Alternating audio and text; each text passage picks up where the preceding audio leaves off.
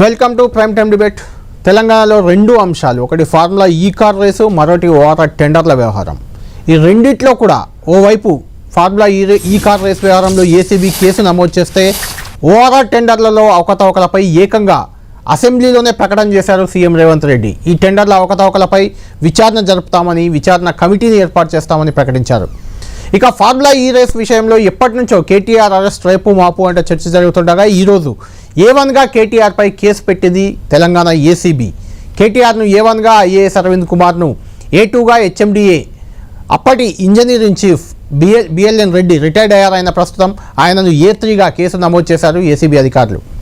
13(1A), 13(2), PC act 409, 120B IPC సెక్షన్ల కింద case నమోదు చేసింది ఏసీబీ. ఆర్బీఐ గైడ్ లైన్స్కు విరుద్ధంగా FEO కంపెనీకి HMDA 45 కోట్లు చెల్లించిందని ఏసీబీ తెలిపింది. క్యాబినెట్ అనుమతి లేకుండా, ఫైనాన్స్ క్లియరెన్స్ లేకుండా ఈ నిధులు చెల్లించారని కేటీఆర్పై అభియోగాలు మోపింది. ఐఏఎస్ అరవింద్ కుమార్ ఓ విదేశీ కంపెనీకి ఇండియన్ కరెన్సీని ఎలాంటి అనుమతి లేకుండానే చెల్లింపులు చేయడంపై తెలంగాణ ప్రభుత్వానికి ఆర్బీఐ 8 కోట్ల ఫైన్ వేసింది. అధికారంలోకి వచ్చిన తర్వాత కాంగ్రెస్ ప్రభుత్వం 8 కోట్ల ఫైన్ని ఆర్బీఐకి చెల్లించినట్లు కూడా తెలిపింది. దీనిపై కూడా విచారణకు ఆదేశించింది. కేటీఆర్ను విచారించేందుకు ఇప్పటికే గవర్నర్ అనుమతి తీసుకుంది ప్రభుత్వం. కేటీఆర్పై విచారణ జరిపేందుకు గవర్నర్ జిష్ణుదేవ్ వర్మ ఇటీవలే ప్రభుత్వానికి అనుమతి మంజూరు చేశారు. గవర్నర్ అనుమతితో సర్కార్ తదుపరి చర్యలకు రంగంలోకి దిగింది.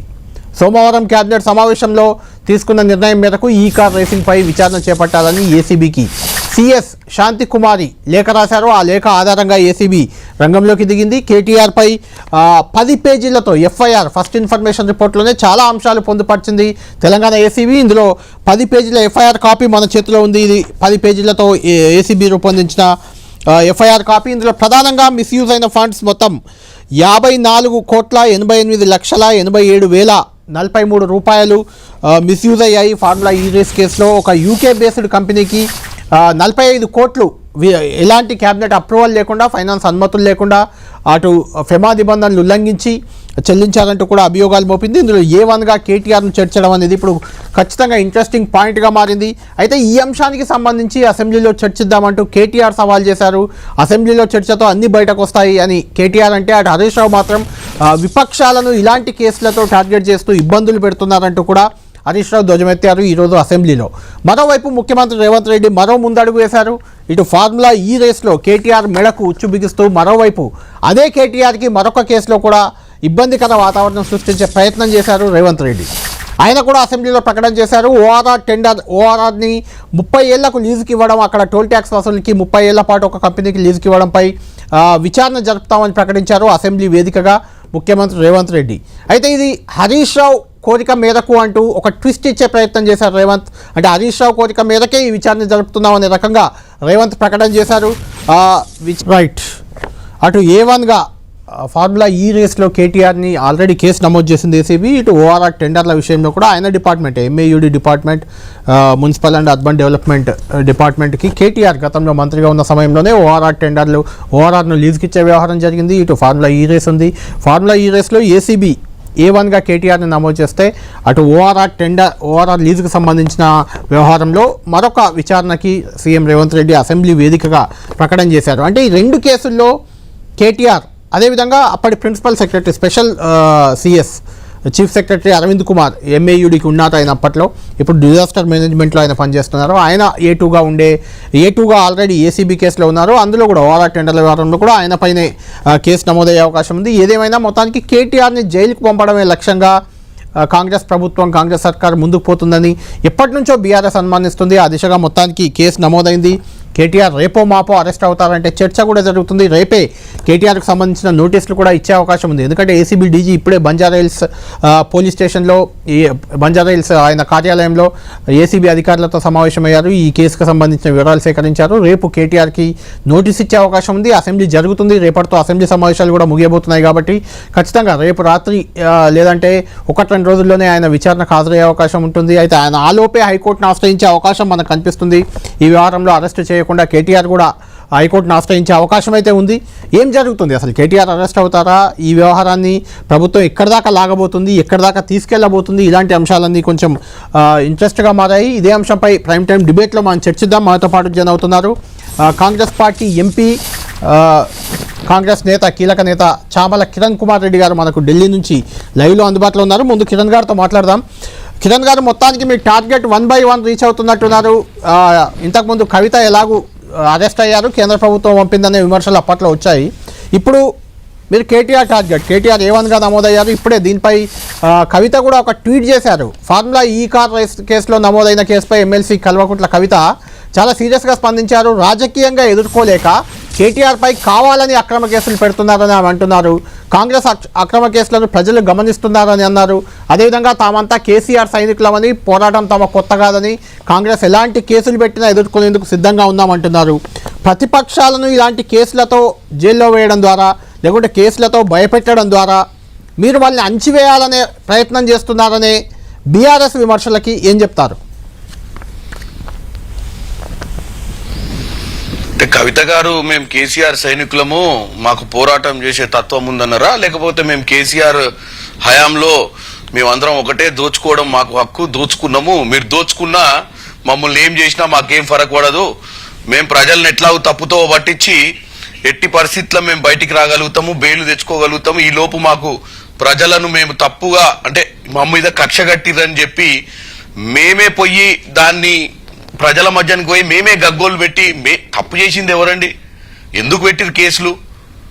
ఆడ 7-8 కోట్ల రూపాయలు ఆర్బీఐకి ఫైన్ కట్టినము అని చెప్పి ఆల్రెడీ క్లియర్ గా చెప్తానే ఉన్నారు కదా గవర్నమెంట్. అంటే ఏ నిర్ణయమైనా తీసుకుంటప్పుడు కంపల్సరీ ఒక ప్రభుత్వంలో ఈ రోజు రేవంత్ రెడ్డి గారు ఉన్నా, రేపు ఇంకో ముఖ్యమంత్రి ఉన్నా, రేపు ఏ మంత్రి ఉన్నా, ప్రభుత్వంలో నిర్ణయం ఎవరిది సొంత నిర్ణయాలు ఉండొద్దు. అంటే వీళ్ళకి నియంత పోకడా, ఇక ఎప్పటికీ మాదే రాజ్యం ఉంటది, మేము ఎవరికి అకౌంటబుల్ కాదు, మేము ఏది చేసినా ఏం దోసుకున్నా అడిగేటోడు ఉండడు, ఎందుకంటే ఇంకే పార్టీలు మనుగడ లేదు ఈ రాష్ట్రంలో, ప్రజలు మమ్మల్ని నమ్ముతున్నారు, మేము దోసుకున్నా ప్రజలు మమ్మల్ని యాక్సెప్ట్ చేస్తారు, కాబట్టి మేము దోసుకుంటాము, మా మీద ఎంక్వైరీ జరగదు, మా మీద ఎవరు పట్టుకునే దమ్ముండదు, మా జీవోల గురించి ఎవరు బయటికి తీయడు అన్న ఉద్దేశంతో కదా వీళ్ళు ఆ రోజు ఇష్టానుసారంగా చేసింది.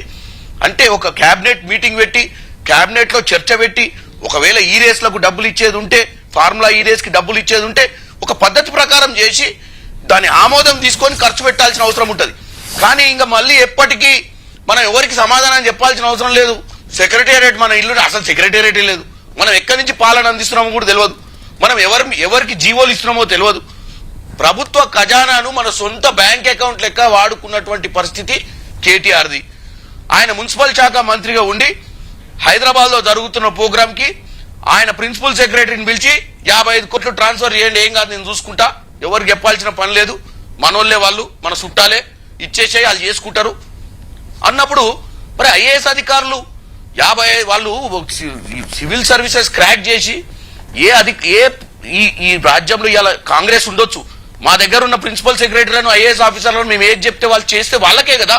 రేపు పొద్దున పొలిటీషియన్స్ ఏముంటది, పొలిటీషియన్స్ 5 ఏళ్ళు ఉంటారు, రేపు ప్రజలు ఓట్లేకపోతే ఇంటికి పోతారు.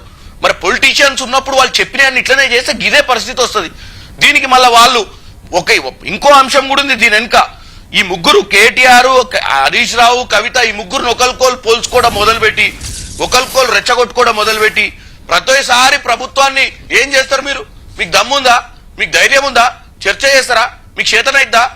ఆ మాటలు చెప్పేది. అంటే ప్రజల ముందు ఏమంటారు, మేము తప్పు చేసింది నిరూపించడం అన్నప్పుడు కేసులు పెట్టాల్సింది. దీన్ని ఇప్పుడు ఏం పెడతాడు చూసినావా, కక్షతోటి కేసులు పెడుతున్నారు అని చెప్పి మళ్ళా ప్రజల ముందుకు పోయే ప్రయత్నమే ఈ ట్వీట్. ఈ ట్వీట్ లో అంతర్యం ఏంటంటే, మేము కేసీఆర్ సైనికులం, మేము దోసుకుంటాం, మేము నియంత పాలన, మేము నిజాం సర్కార్ లో రజాకార్ల లెక్క దోసుకుంటాము, మమ్మల్ని నిందించడానికి కానీ మమ్మల్ని ప్రశ్నించడానికి ఎవరికి అధికారం లేదని రాసుంటే బాగుండు ఆ ట్వీట్ల.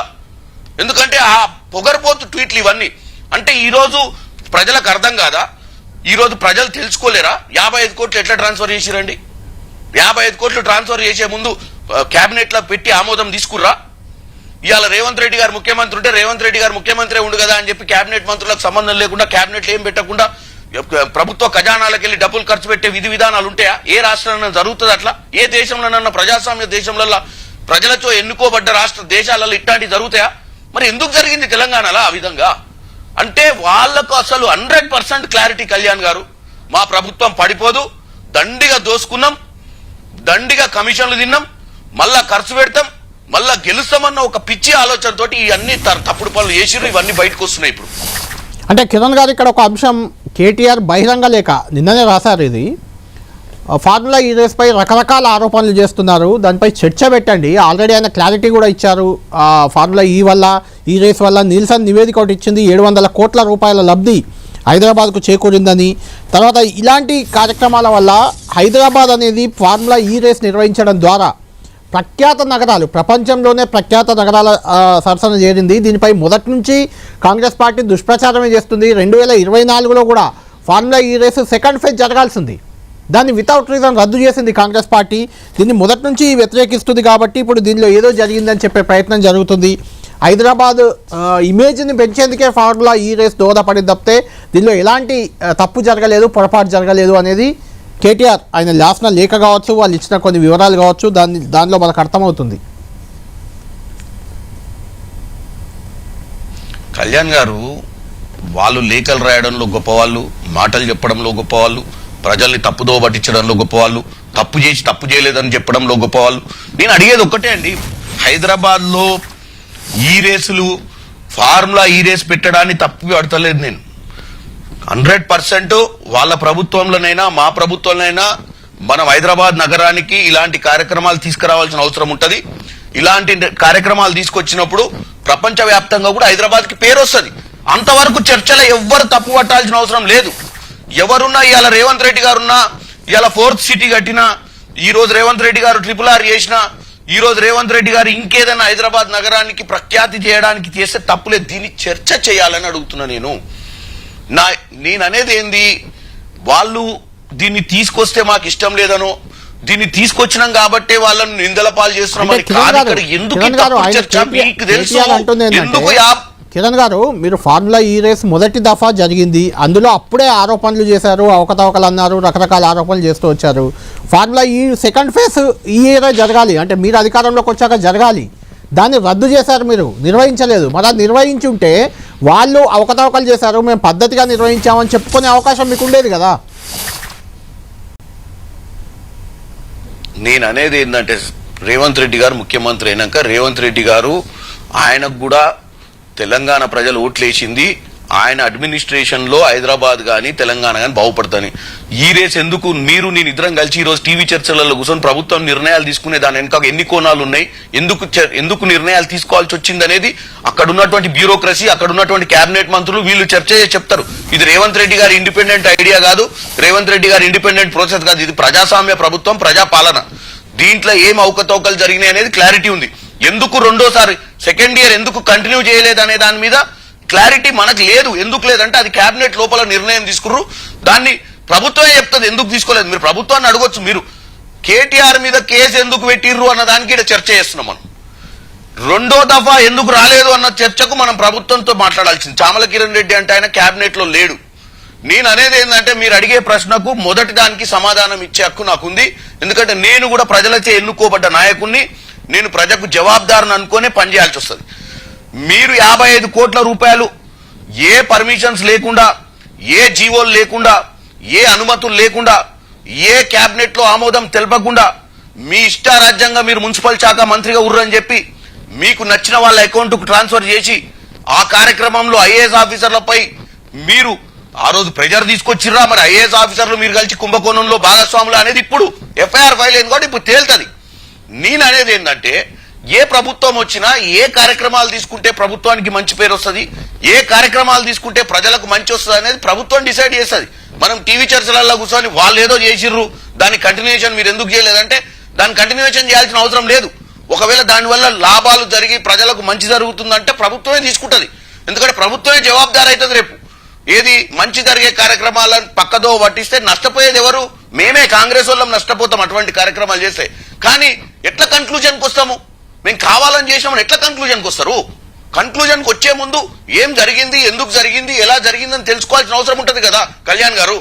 అంటే చామల కిరణ్ గారు, ఫార్ములా ఈ రేస్లో జనరల్గా మీకు బాగా తెలుసు, ప్రజాస్వామ్య ప్రభుత్వం అన్నాం, ప్రజాపాలన అన్నాం, ఏదైనా అల్టిమేట్గా అధికారులు సంతకం చేస్తారు. అధికారుల ద్వారా HMDA నుంచి నిధులు UK కంపెనీకి వెళ్ళాయి. అది ఫెమా నిబంధనలు ఉల్లంఘించారని, లేదంటే మంత్రిమండలి అప్రూవల్ లేదని, ఇంకేదో ఆరోపణలు వచ్చాయి. కాబట్టి అక్కడ అధికారి మెయిన్గా అక్కడ కేంద్రంగా ఉండాలి, అధికారి సెంట్రిక్గా జరగాలి. కానీ ఆ మినిస్టర్ని సెంట్రిక్గా చేసి కేటీఆర్ను టార్గెట్ చేసి మీరు కేసు పెట్టారు, A1గా కేటీఆర్ను చేశారు అనేది బీఆర్ఎస్ వాదన. బీఆర్ఎస్ ఏం వాదిస్తుందనే సమస్య కాదు. మీ ఎన్టీవీ ప్రేక్షకులు ఏం చూస్తున్నారు, మనం ఏం చెప్తున్నాం అదే చర్చ. ఒక మంత్రి కింద ప్రిన్సిపల్ సెక్రటరీ ఉంటాడు. ఇలా రేవంత్ రెడ్డి గారు చీఫ్ సెక్రటరీ గారికి ఒక ఆదేశం ఇచ్చినప్పుడు చీఫ్ సెక్రటరీ గారు రేవంత్ రెడ్డి గారిని అనివార్యంగా ఇది వద్దండి, దీనివల్ల నష్టం జరుగుద్ది, ఇది ప్రజాధనము అనే చెప్పే పరిస్థితి ఉంటది. మరి వాళ్ళ నియంత పాలనలో అధికారులకు అవకాశం లేకుండే. నియంత పాలన అధికారులందరూ కూడా వాళ్ళు కూడా ఒక ఫ్రేమ్ లో బతికిర్రు. ఏమని ఒక ఫ్రేమ్ లా, ఏం ఫ్రేము, ఇక దరిదాపుల్లో ఏ పార్టీ గెలిచేటట్టు లేదు, మనం రిటైర్ అయ్యే లోపు దండుకుందామన్న ఆలోచనతో వాళ్ళు కూడా చేతులు కలుపుకుంటారు. అది నేను ఇప్పుడు మాట్లాడా.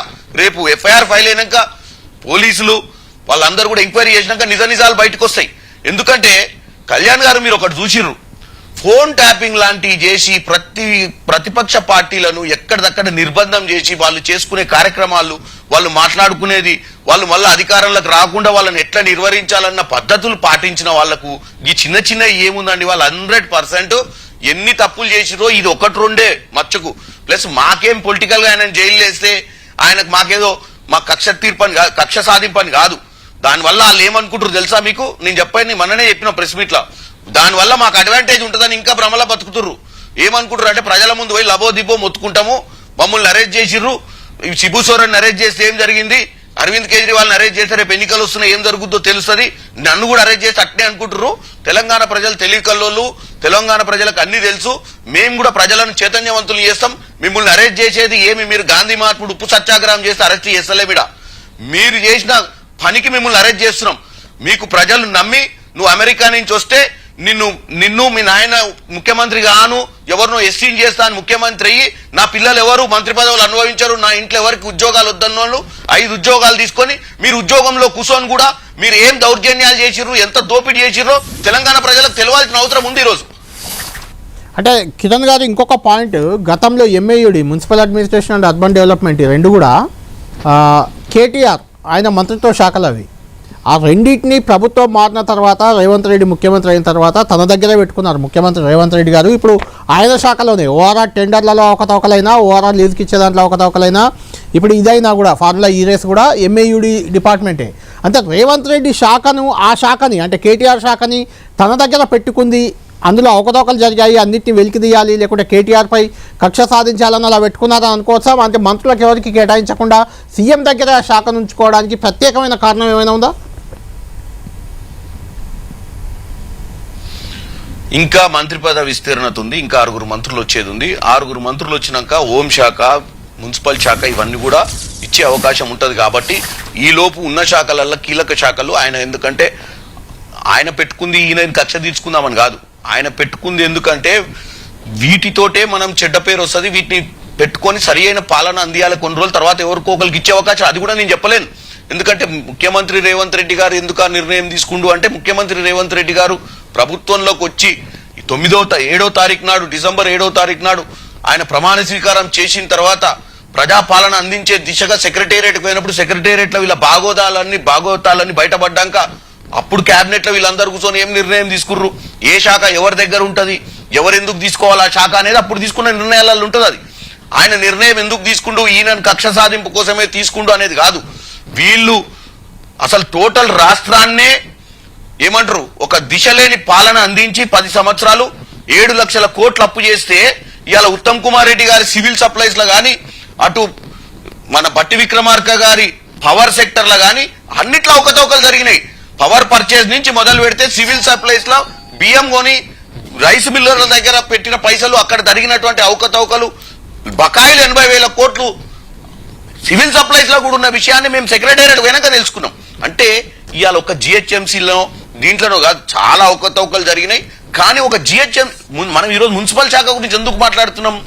కేటీఆర్ గారు దానికి ముఖ్యమంత్రి కుమారునిగా క్రియాశీలకంగా ఫ్రంట్ రన్నర్ గా ఫ్రంట్ ఉండి రాజకీయం చేసినటువంటి వ్యక్తి ఇటువంటి తప్పులు చేసినప్పుడు డెఫినెట్ గా ఈ ప్రజలకు తెలియాల్సిన అవసరం ఉంది.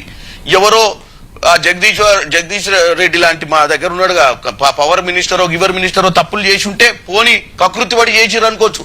వీళ్ళు ఉద్యమ పార్టీ వాళ్ళది వాళ్ళకి ఎంత బాధ్యత ఉండాలి నిర్ణయాలు తీసుకుంటప్పుడు? అడుగుదాం. కిరణ్ గారు, అసలు ఇందులో అవినీతి అనేది ఎవరు నిర్ధారించారు, ఎలా నిర్ధారించారు? సరే, డిపార్ట్మెంటల్ పరంగా నిబంధనలు ఉల్లంఘిస్తే డిపార్ట్మెంటల్ పరంగా విచారణ చేయొచ్చు, ఆ తర్వాత అవినీతి అని నిర్ధారించాలి. ఇక్కడ అవినీతి ఎక్కడిది అనేది శ్రీధర్ రెడ్డి గారు నేరుగా అడుగుతున్న ప్రశ్న ఒకటి. రెండవది, విద్యుత్ కమిషన్ కానీ, లేదంటే కాళేశ్వరం కమిషన్ కానీ, లేకుంటే గొర్రెలు మేకల కుంభకోణం మీద విచారణ, ఏసీబీ విచారణ, అది కూడా. తర్వాత ఇప్పుడు ఈ ఫార్ములా ఓఆర్ఆర్ టెండర్లు, లేకుంటే ఓఆర్ఆర్ లీజుకి ఇచ్చిన కుంభకోణం, అంటే ఏడాది కాలంగా వరుసగా ఇట్లా కేసులు పెడుతూ, ఇబ్బందులు పెడుతూ ప్రతిపక్షాన్ని గొంతు నొక్కే ప్రయత్నం చేస్తున్నారు అనేది ప్రధాన అలిగేషన్.